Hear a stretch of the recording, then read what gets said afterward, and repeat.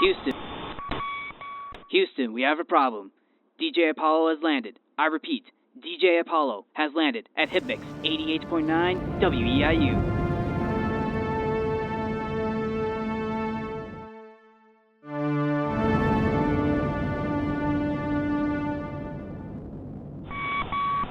I am DJ Apollo, and welcome to the Tales of Music and Film podcast. And today we will be discussing my very first film on this podcast. And I am super excited because the movie we will be discussing today is a huge fave of mine and one of the biggest highlights from my childhood of seeing a movie on the big screen. And the movie we will be discussing today is Indiana Jones and the Kingdom of the Crystal Skull. And the reason that I picked this movie is because it had a lot of mixed reviews from the fans over the years, and a good majority of them say this movie is not that good, and I have been defending it since its release. So I thought this would be the perfect film to introduce myself and get an idea on how I view films. So this film, of course, was released on May 22nd, 2008, and I had the honor of seeing this movie 2 times in theaters. First time in the Hillsborough Theater, and the second time at the Painted Theater. Getting to see this movie was one of the highlights of DJ Apollo's childhood. I cannot put into words what an incredible experience it was getting to see this movie.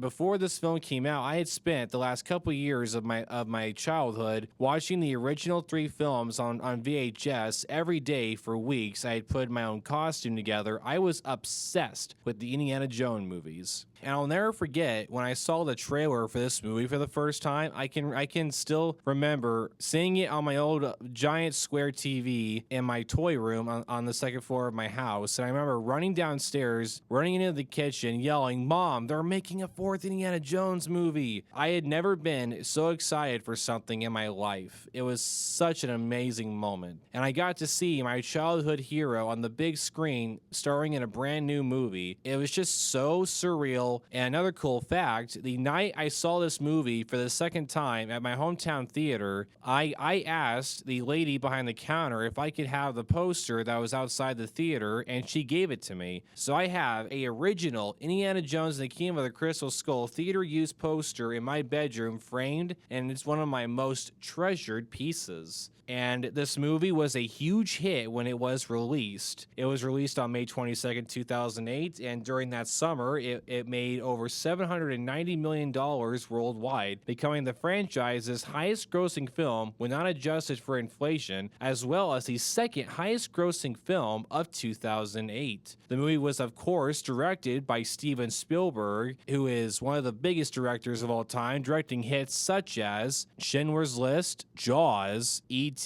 Jurassic Park, just to name a few. Like, this guy has got so many amazing films that he directed. Fantastic filmmaker. And this movie was a huge surprise, honestly. Like, nobody knew that they were going to do a 4th movie, because the last time we saw Indiana Jones was back in 1989 when Indiana Jones and the Last Crusade was released. This movie, there is a 19-year gap in between Last Crusade and Kingdom of the Crystal Skull. So it took a long time for there to be a 4th entry, but unfortunately it did receive a lot of negative reviews from fans. Even though it was commercially a huge success, over the years since its release, so many fans have stated they did not like this movie. Now, there's been this giant resurgence recently. I've been watching a lot of videos on YouTube of people seeing this movie for the first time. There are dozens of channels where these people do reaction videos where they react to new movies for the first time that they've never seen. And every single one of them, when they get to the Indiana Jones films, I'm always excited for them to get to the 4th one just to see what their opinions are. And literally every single one that I've seen, they've all loved this movie. All of them did not understand the hate that it got. And it made me so happy.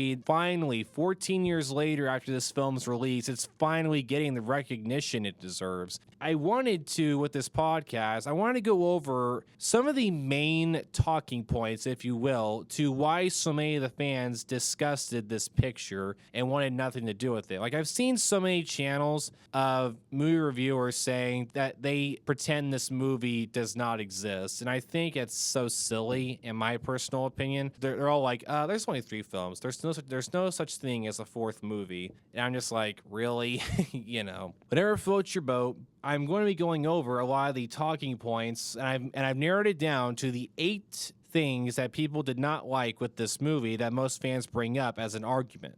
Point number 1, Harrison Ford was too old to be playing Indiana Jones again. Now, this too old thing has been used for years now. I'm sure as a lot of you have realized that the last 10, 12 years, a lot of franchises from the 80s and 90s have been getting revived. Because back in 2015, of course, we saw 3 major franchises get revived. You had Terminator Genesis, Jurassic World, and then Star Wars The Force Awakens. And I noticed when a lot of those films came out, a lot of them were complaining that the characters were too old to still be doing, action movies and everything. And for the life of me, I don't get why so many people have a problem with age. People, we get older at some point. We're not going to be young forever. We get older. That's just a natural part of life. And personally, I think it's very awesome to see our characters get older. It's like we age along with them or something, It's like when we get to their age, this film can inspire us to keep going because look at them. They're in their 50s or 60s. They're still doing all these fight scenes and gun scenes. They're still the cool character we saw 30 years ago. They're just older. Is that not a good story to send to older people? Even though you're a lot older, your life's not over yet. You're still you. Don't let your age slow you down. Is that not a positive message to send? That's what I get with these movies. And of course, everybody had a problem with Indiana Jones 4 because Harrison Ford was 65 years old when they filmed the movie. I'm telling you right now, he did not let his age slow him down. If you look up information about this movie, he did a lot of stunts and he did all the fight scenes himself. Harrison Ford loves playing this character. If you watch interviews recently, so we have a 5th Indiana Jones movie on the way, and he was 79 when they filmed it. Every movie, he stated he tries new things. He tries to up the stakes with each entry to add something fresh and new so it's not the same old thing. So in my opinion, I think Indiana Jones 4 has the highest stakes because now, Indy's a lot older now. So for anyone who doesn't know, in the Indiana Jones universe, Indy was born in 1899. So in the 4th Indiana Jones movie takes place in 1957. So at this time, he's 58 years old. So that ups the stakes because now he's a lot older now. Indy was in his mid-late 30s the last time we saw him. So now he's a lot older. He's slower, but we still watch him throughout the whole time, still be that action hero we all know and love. And it's such an inspiration to see. Harrison did all the fight scenes, did a lot of stunts himself, to keep that authenticity going. He did so many stunts himself in the other 3 films as well. He's all about taking risks. In Indiana Jones and the Temple of Doom,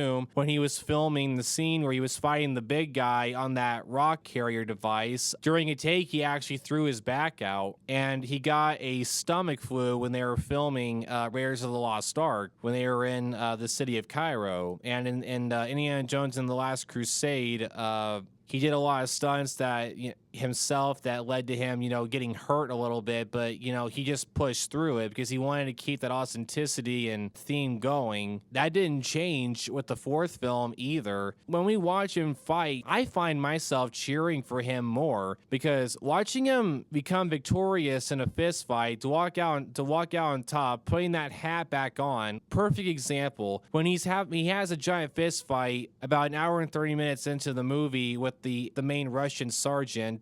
When he comes out victorious, when he walks up, picks up his hat, puts it back on, the camera zooms in on his head for a minute and he has this little smile. Every time I see that scene, I can just see him thinking, yeah, I still got it. Oh, it's so awesome seeing him have that smile, realizing that he's still got it. He's older, but he's still that same guy. It's so cool. It's just those little things that Harrison does. He understands this character better than anyone. He's actually stated not too long ago in an interview that this is his character. No one else can play him. Once Harrison dies, Indy goes with him because this is his character. No one else can play him ever. It's one of those roles where like it would be a war crime to have someone else play that character because Indy is such a cultural icon that this is Harrison Ford's character. No one else can play him except him. So yeah, point number one, him being too old doesn't make any sense to me because yeah, he's older, but did Harrison let that slow him down? Not even close. I mean, it's like fans, he was 46 years old when they filmed Last Crusade. Say what you will, but that's kind of an older age to be at,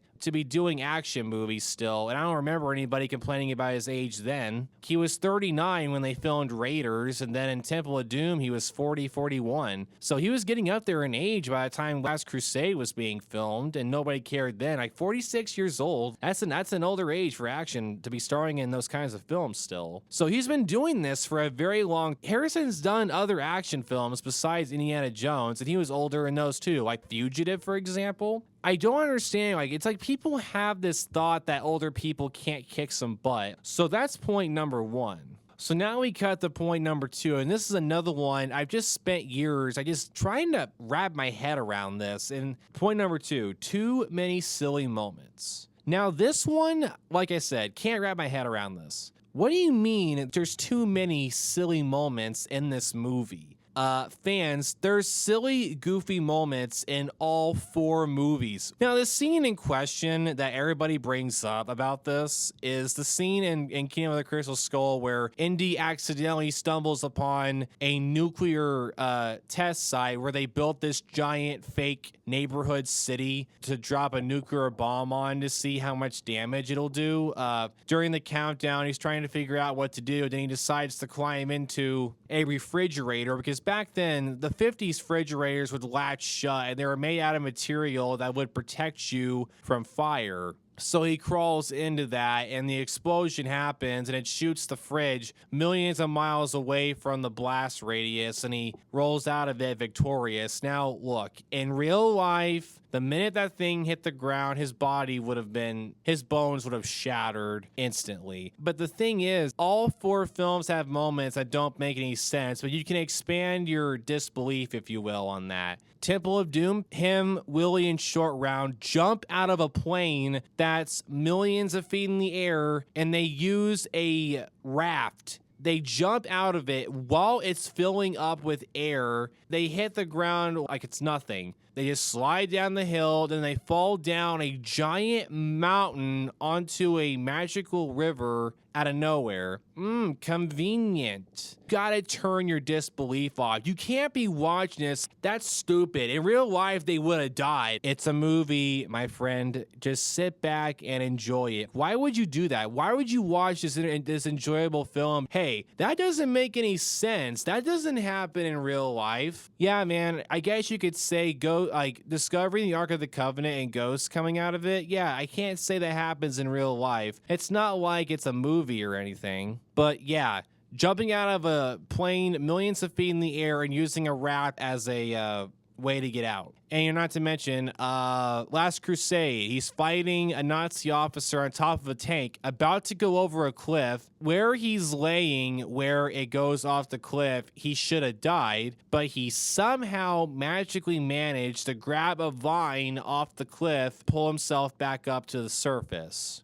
Convenience? Luck. Raiders, for example, he literally gets dragged underneath a truck and he's being dragged on a rocky road. He gets scratched up and everything, but like his clothes doesn't get damaged too much. When he climbs out from under the truck, his clothes look like that he didn't just do that. Like there's no tears. In real life, if you did that, your jacket and your button shirt would have been torn to shreds from the rock. Like, that's the same logic these fans are using when describing the fridge scene. That right there, my friends, is a prime example of nitpicking, which I cannot stand it when people do that. But yeah, that's point number two. Like I said, silly moments is one of the main themes of this franchise. So, point number three. Now, this is one that really makes my blood boil. I don't understand where this one came from. It adds nothing to the story. People, are you blind? How are you not seeing what this film is saying to you?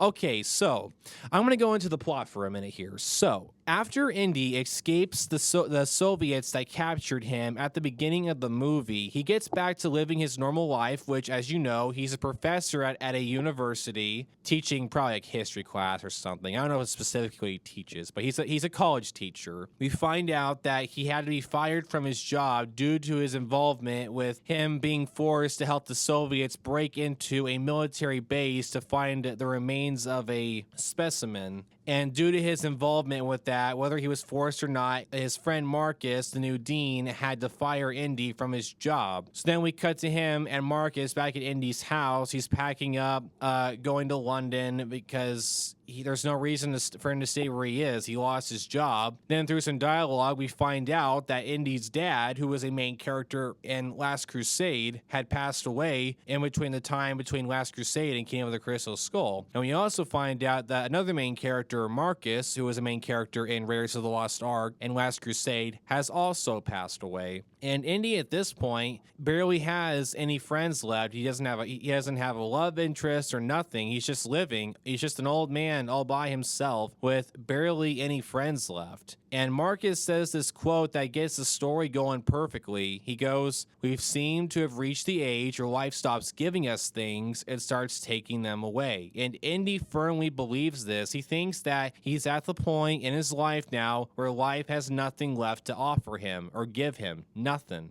He's at the end of his rope. He's older. Can't really do what he loves to do anymore. It's like, what do I do now? So he's at a point now where he's in his life where you could say he's hopeless. He doesn't know what to do. The life that he used to live of going on adventures is not what it used to be. Like, what do you do now? And that's when we get into the plot of when the character of Mutt Williams is introduced into the story and gets Indy on a new adventure when he tells him that his friend Oxley has been captured by the Soviets to help them find the Crystal Skull, to find the kingdom where the rest of them are, to put it back and to see what treasures there is and stuff. And this gets Indy back on the adventure again because apparently Mutt reveals to him Mutt's mom is a previous love interest that Indy hasn't seen in years. So everybody's wondering, okay, who's the mom? Watch the movie and find out. Could it be one of the girls we saw in the previous films? We don't know. Over the course of this film, we see him get the costume back on. He's back to being the same old Indy again. He's smiling again. He's doing what he loves to do,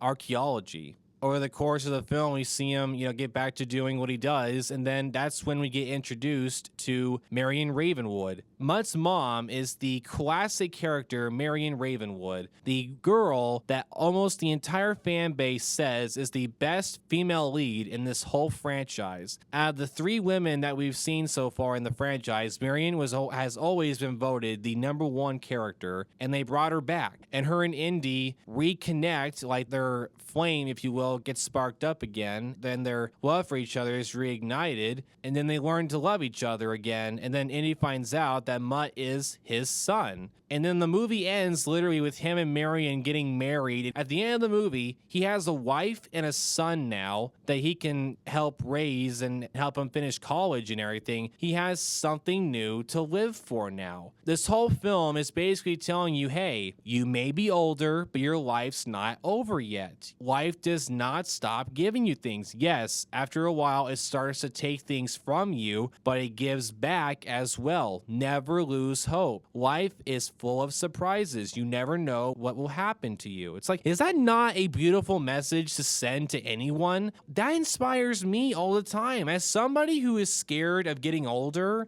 I'm at the point now, I just turned 23 years old. Age does not scare me anymore. Age does not terrify me anymore. It's just a natural part of life. Even though you're older, you're still you. And that's what this film basically says with its story. And I love that so much. It's such a beautiful, positive thing to say to people. It's got a good message. And I do not understand why people are saying this adds nothing to Indy's story. If you want my personal opinion, this was the most touching story out of the 4 films. And now we cut to point number 4, that it took too long for Crystal Skull to be made. A lot of people think that a 4th Indiana Jones film should have been made like way back in like the early 90s or something. Now, look, I agree with them. It would have been cool to get a 4th fourth one back in like the early 90s, but by the time Last Crusade was done, Spielberg was just kind of like done. He just wanted to do the classic, trilogy, 3 movies, and then call it quits, like George did with the original Star Wars trilogy. He was kind of like 3 and done. But fans spent the next 2 decades begging for a 4th film. So the fans think that this film took too long to be made due to Harrison Ford's age and all that. I'm just like, people, it's never too late for a movie to be made. Prime example, Top Gun Maverick. That film came out 35 years later, so 3 decades and a half after the original film came out in 1986. And that film made billions. That movie made more money than Titanic. Tom was 58 years old when they filmed that. I don't see anybody complaining about that. How come that one works, but Kingdom of the Crystal Skull doesn't? Same concept. And that film is now one of the highest grossing movies of all time. And it took him 30 years. Kingdom of the Crystal Skull only took 18 years to be made. So I don't understand why so many people make this claim that it took too long for the sequel to be made. And there's no such thing as that it took too long. Some of the best sequels that I've seen just took a while to be made. I mean, like Aliens, one of the best sequels of all time, took 7 years. Took 7 years to get a sequel to Alien. And that's kind of a wait. That is close to a full decade. Just when it comes to sequels, it takes time to write. It just takes time. It's never too late for a sequel, ever. So this whole argument of, this sequel took way too long to make. It's like, no, it didn't. It took as long as it needed. So that's a silly argument in general. So now we cut to point number 5, which I've kind of already gotten into, but a lot of people had a problem with the ending. People, what do you mean this movie has a bad ending? Let's recap for a minute on what I said. Indy marries the best love interest, has a son, and it did this cool little thing at the end where Mutt tries to put on Indy's hat. He walks by him, snatches the hat from him, and is like, no, we are not doing this passing of the torch. In this franchise, there is one man that wears this hat, and that's me. Come on! That is like the coolest ending ever! How can you look me in the eye and say that Kingdom of the Crystal Skull has a bad ending? Like, come on. Really? It's that bad? I'll tell you what. You want to see a movie that has a bad ending? Watch Alien 3. Watch Alien and Aliens, okay? And then go to Alien 3, and you want to talk about a bad movie in general and a bad ending? Watch that, and then come talk to me. I've seen films over the years with some of the worst endings I've ever seen. And you're going to sit there and tell me that Crystal Skull's got a bad ending? Not even close. They didn't think that Indy getting married fit his character. Okay, guys, look. If he had gotten married back in his youth, like back in his 30s or 40s, I would have agreed with you. But this man is pushing 60 years old by this point. I think him getting married is the best thing he can do because, like I said, it fits the plot of life gave him a wife, finally. Guys, you can't deny to me that you wanted him and Marianne to get married. I know for a fact some of you who watched Raiders had your fingers crossed that at some point they got back together and got married. She's just an amazing female character in general. I think future filmmakers should watch Raiders, take notes, because that film shows you how to write a female lead correctly. She's amazing. And she was incredible in Kingdom of the Crystal Skull. It was like no time passed whatsoever. I can't express enough. Every time she first shows up on screen, I have the biggest smile. Come on, that's fan service done right. And we don't see her until halfway through the movie. So they waited for the perfect time to get her in. And that's the other thing this film did that I love. It didn't rely on fan service necessarily. There were a few service moments, like during the chase scene in the military hangar, Indy crashes the Jeep he's driving into a box, and we get to see the Ark of the Covenant again. That was a little, nice reference. And for a split second, you heard the Raiders theme play for a minute, like, oh man, that was cool. And then of course when Indy's talking about the deaths of Marcus and his dad, we see pictures of them. So that was a nice little reference, to those actors. So there were a few little fan servicey moments, but nothing like really big up until Marion shows up. So yeah, this movie, had great fan service, and on top of that, it had a very good ending. Now, granted, this is what has me worried for Indiana Jones 5, because now look, I'm excited to see my hero on the big screen yet again. The fourth film ended the story so perfectly. I'm worried this film is going to ruin that ending. I don't want them to do that. I'm going to keep my mind open for any possibility. As long as they don't ruin the ending of Kingdom of the Crystal Skull, I'm happy. Trying to stay optimistic until I see the movie. Now, this is another little nitpicky one. Apparently, a lot of the fans complained that there was too much CG in this movie. I have to agree with them on this one. I can't disagree with all these points. There were some scenes where the CG was probably overused a little bit. Like a prime example is when Mutt has his sword fight with the villain, Dr. Spelko. You can tell right away it's green screen. The CG was all right, but I personally think it could have been done maybe a little better. You can tell how fake it is, and that scene is a little, granted, I will agree, that scene is a little silly. That is one of the moments in the movie where I'm like, okay, I agree with you guys. This is a little too silly. But it doesn't last very long. It lasts for a few minutes, then that's it. Cuts to the next scene. But there are a little bit of overusages of CG. But the good thing is the CG scenes don't last very long. So as long as you don't think about it, it's gone just like that. The scenes go by very quickly. So for me, the CG's not there for too long for me to complain about it. It's very noticeable, but it knows when to go away. So in that particular instance, I understand where the fans are coming from, because I am the biggest defender of practical effects, which the first three films did beautifully. I am all about practical stunt work, actual stuff being used, real locations, real sets on location being built. I don't believe in green screen stuff, imaginary land. I like physical built pieces of sets that just really stand out and make that scene that much better. I'm a huge defender of that. That one I agree with. So another point is that a lot of fans bring up, does this movie fit the theme of the other three films? I guess you could say, now here's the thing though, when it comes to fitting a theme in this franchise, it's like you have Raiders and Last Crusade that kind of have similar plots when you think about it. It's Indy racing against time, trying to beat the Nazis to this supernatural artifact, the first one being the Ark of the Covenant in Raiders of the Lost Ark, the Holy Grail Cup in Last Crusade, in Temple of Doom, and you could say in Kingdom of the Crystal Skull, Indy's not necessarily racing against time to find an artifact. In Kingdom of the Crystal Skull, it actually changes the theme of it, does a new thing. He's trying to return something.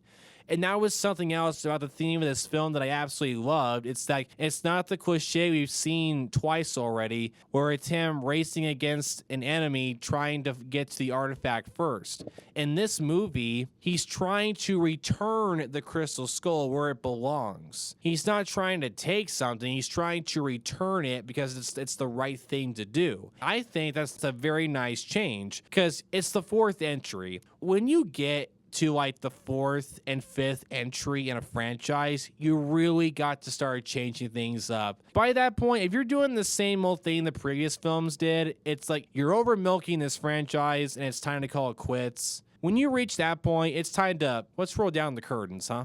But with this entry, they changed it up. You can say in Temple of Doom, he wasn't really racing against time to find an artifact. The plot of that film is Indy, Willie, and Short Round saving all those slave children from those evil cult. I guess you could say the stone. There is a side plot where they go to a village at the 30-40 minute point in the film, and the people there beg them, can you please find where those evil men took our children, and could you get our stone back, because that's what gives life to their village. I guess you could say that the stone could represent the theme of the supernatural artifact. The stone isn't really the main point of the adventure. It's more about Indy saving all the kids. If you know what I mean. Like, it wasn't like he was racing against time trying to get to those stones first. This movie fits the theme of Temple of Doom, of they're changing it up where he's not racing against a threat to find a supernatural artifact, he's saving kids. So the franchise has theoretically done this before. Thought that was pretty cool. Now we cut to number 8. The last big complaint that people had with the film. Now, look, I can understand where they were coming from with this complaint as well. It is a little silly, but I'll explain why. So, point number 8. The alien. So for anyone who has not seen the movie yet, spoilers, we find out when the last crystal skull gets returned where it was stolen on top of the body that it was taken from, all the crystal bodies form together and it creates an alien. And it kills the main villain, and any of the others manage to get out of there before all the skulls finished forming. And the alien was on screen for I would say 5 or 10 seconds. It wasn't even that long. The CG on it was a little dated, if you will, for 2008. If you look back on it, the CG is a little dated. What Steven was trying to do is he was trying to fit in with the time frame that this film took place in, which was 1957. And of course, the 50s was when flying saucers and alien stuff really started getting talked about, like with the UFO sightings and everything. So he was trying to fit the theme of what was going on at that particular time, which I respect him for. I think the alien fits the theme of the other 3 films of the supernatural kind of artifact, because the crystal skull itself had supernatural feels to it. It was a lot different, but looking back on it, I didn't think the alien was that big a deal. We're in a franchise where a magical rock makes a village get its plant life and water back for some reason, or a holy grail cup that heals wounds like it's peroxide. Raiders, ghosts coming out of the ark and melting people's faces. I mean, is an alien really that far of a stretch compared to what we've already seen in the past? I mean, call me crazy, but I don't think so. Overall, Indiana Jones 4 is a great entry into the franchise, and I'm so happy that I got to see it in theaters, and I'm really happy that the last couple of years, this particular film has been getting a lot more love recently. It's kind of like what happened with The Thing, where it was hated instantly, but then almost over a decade later after its release, people started rewatching it and realizing what a masterpiece it was. That's what's happening with this. I just think it was one of those films where it just took a lot more time to be appreciated. So I'm really happy it's finally getting the love and support that it so deserves. Now, as I mentioned before, we have a 5th Indiana Jones movie on the way that's set to come out summer of next year, and we see the return of Harrison Ford playing Indiana Jones yet again. And like I said, he was 79 when they filmed the movie, and I'm really excited to see what they're going to do with this entry. It's going to be the first one not directed by Steven Spielberg. Instead, this one is directed by James Mangold, who is famous for films such as Logan and I Walk the Line. So I'm very curious to see what he's going to do with Indiana Jones' story and how he's going to officially end it. That's very promising news. We do not have any trailers out yet at this particular time, and John Williams has stated that the soundtrack is about 30% done at this particular time. So the film is almost done, going to be released soon. I'm super excited to see it. I'm going to be going to the premiere in my whole Indiana Jones costume. That's a promise. So I just want to say thank you for listening in, and I hope wherever time you're listening to this, I hope you're having an excellent day, and I will see you at the next episode. Stay classy out there, you fellow listener, and you are listening to DJ Apollo here on Tales of Music and Film.